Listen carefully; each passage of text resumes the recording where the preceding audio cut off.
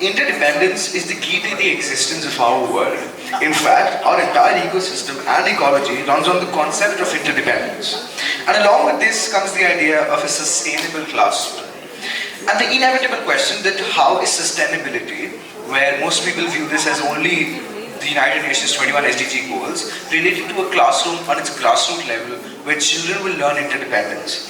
To answer all of these questions, we would be honored to call upon stage Dr. Ameeta Wattal. Dr. Ameeta is the former chairperson of the National Progressive Schools Conference and principal, Springdale School, Pusa Road, New Delhi. She has worked in the sphere of education for over 3 decades. She is a recipient of the prestigious National Teachers Award 2005 from Dr. APJ Abdul Kalam, the Endeavour Award 2009-10 from the Australian government for her work in the area of Asia literacy. Over to you, ma'am, please. Good morning. Good morning, everyone. Firstly, I'd like to compliment the compens. They're absolutely fabulous. Let's give them a big hand. This is the Sunbeam School, Amrita, always under your leadership, and of course, Mr. and Mrs. Mathok.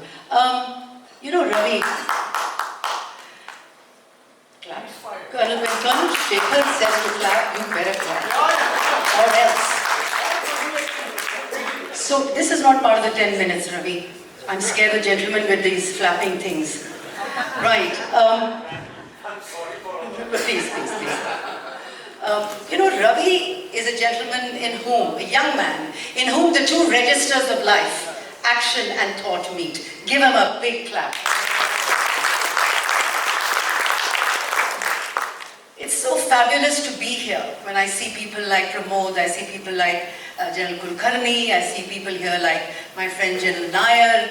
I mean, they're the most amazing, you know, I see such wonderful people over here who've been my mentors, my guides. I won't say mentor, actually I'm too old for that. But certainly my fellow travelers in education. I see so many, I see Jyoti and I see Amrita, Aditi who's left. People who've been such an integral part of my journey. Sandeep at the back who always sits like the enigmatic Sakya Muni, not part of the 10 minutes yet, right? So, I'm talking about sustainability.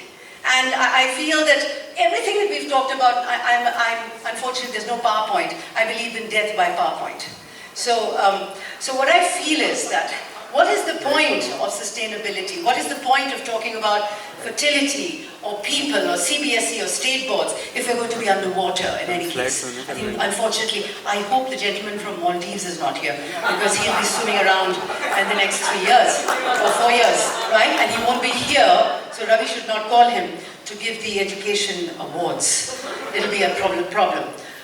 I think of some words that I wrote as a young person, which were, by the way, Vikram, I thought you were fabulous. I wrote some words which said, I wonder, it started off when all the laughter dies in sorrow, when all the tears have risen to a flood, when all the wars have found a cause in human wisdom and in blood, do you think they will curse the sadness?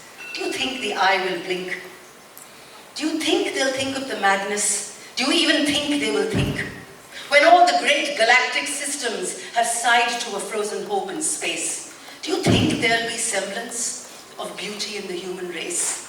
Do you think there'll be a vestige of a symbol or a cosmic tear? Do you even think that a greater thinking thing will give a damn that man was here, whether it was a robot or it's an algorithm? Please, let's look after ourselves. And the only way to do that is through sustainability. What is a sustainable future? What is it? What does it mean? Good morning, sir, from Maldives. Good morning. What does it mean? What does it mean? How do we create a future that is sustainable? How do we do it? How do we put that seed in the mind of a child and tell him that all animate and inanimate beings are sentient? How do we create that interconnectedness of life and that framework which says, Udar charitam vikaratu vasudhaiva kutumbakam? Enlarge your character to such an extent that it embraces the world, because ultimately, Colonel Shekhar, as you said, the world is a family, and let us not demonize the other. And I think that is so essential. And that is what has to be brought into the classrooms of the future. But there is no future, my friends. It's only the present. And the present is here. And it is now. And it is from the Maha Upanishad, 500 CE to 5000 CE. And the interesting thing is SDG4. You and I are sitting in a space where we look at SDG4. And what is SDG4? SDG4 is about education. It's about lifelong learning. It's about equity. It's about inclusion. It's about access. As far as I'm concerned, all the other SDGs are meaningless. Because when you look at SDG 16, what does it talk about? It essentially talks about peace and justice. When you look at SDG 5, it talks about gender sensitivity. When you look about SDG 3, it talks about mental health and well-being. When you talk about SDG 10, it talks about inequality and balancing. When you talk about SDG 17, it talks about partnerships. That's what we have to bring into our classrooms. We have to hold the child and say, my love, I'm going to move you from the intimate to the ultimate. I'm going to move you from the local to the global, and that is what is sustainability. And that is what we're going to talk about.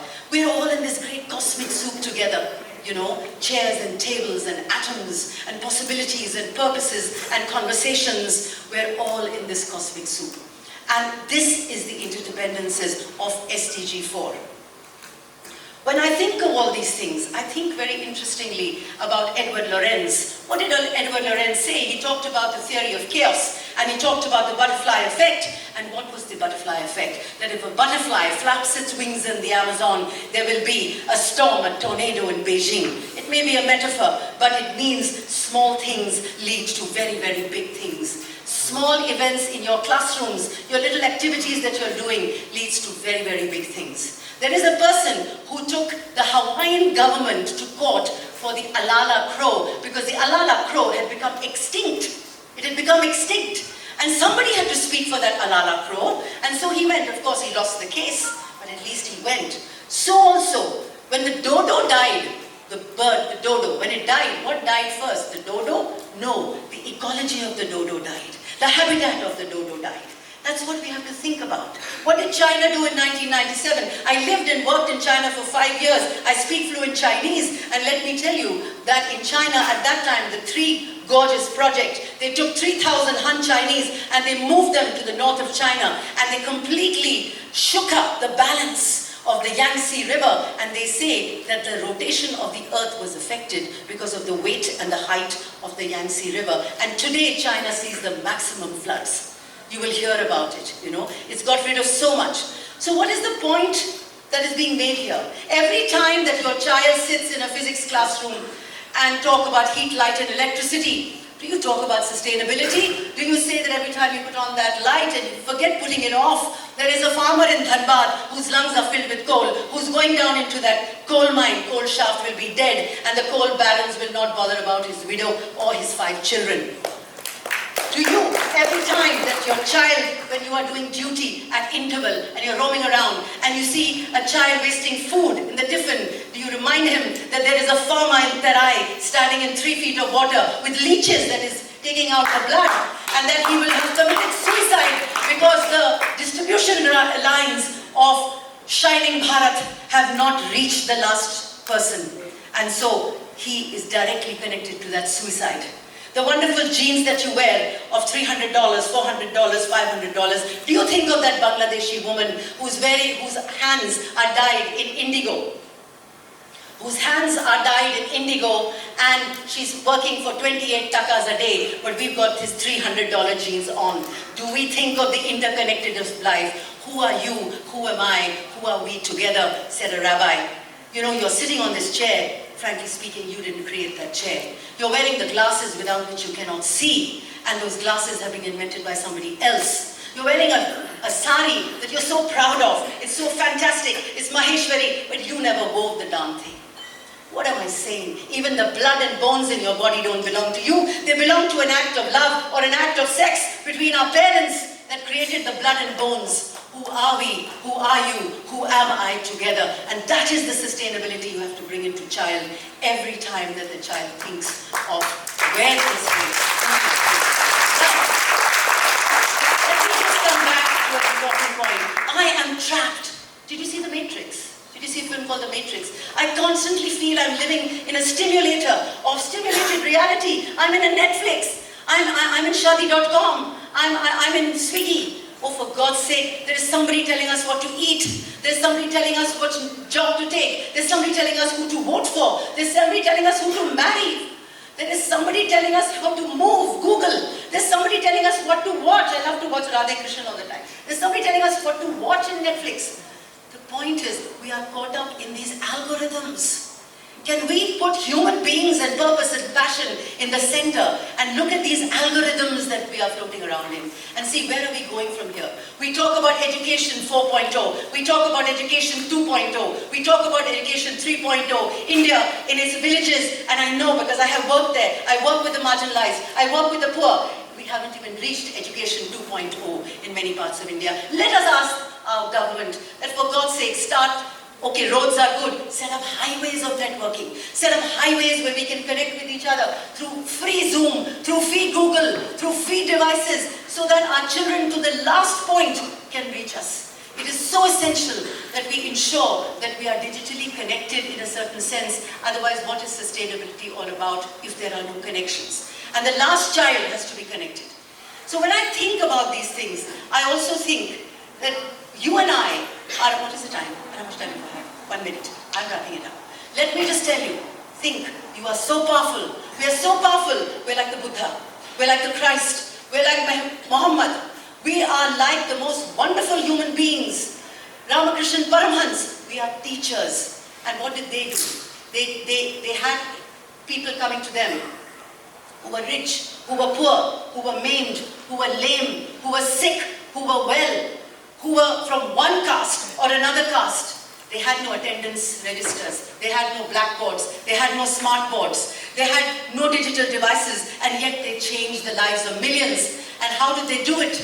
They did it because they believed in diversity. So I want you all now to think about something very important and say it with me. This is the mantra of sustainability. Use it in your schools. Use it in your classrooms. And this is the mantra. And say after me. Say after me, please. Connectivity. Connectivity. Connect it with your hand. Connectivity. Connectivity. Diversity. Diversity. Empowerment. Empowerment. And peace. And peace. Again. Connectivity. Connectivity. Diversity. Diversity. Empowerment. Empowerment. And peace. This, my friends, is sustainability. Thank you very much.